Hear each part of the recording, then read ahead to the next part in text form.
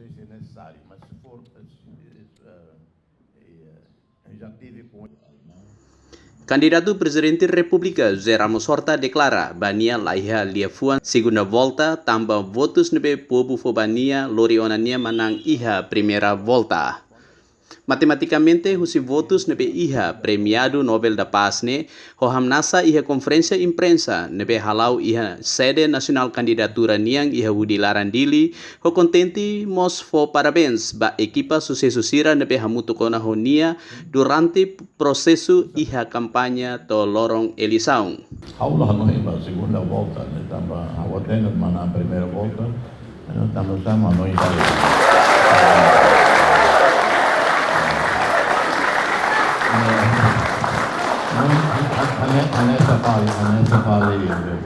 nessa fase, por exemplo,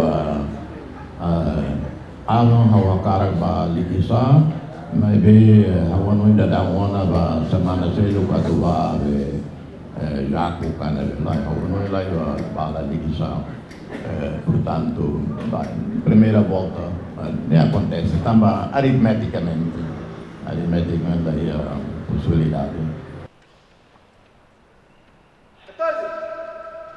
Mas que apuramento sidau final, dadaukne dados apuramento husistai hatudu Zé Ramos Horta, hetangona votos 214.906, ou 45,65%. Entretanto, Francisco Guterres Luolo, hetang votos 105.088, ou 22,32%. Total votantes elegível na bestai registro hamutuk iha 853.613.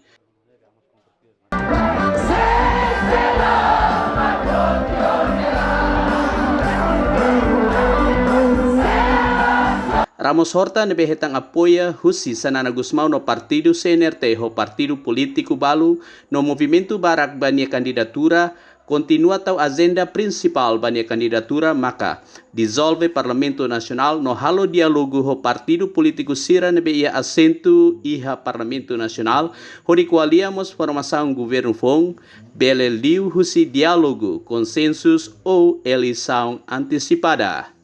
Gantri Milana, Justino Mendonça, VIP TV.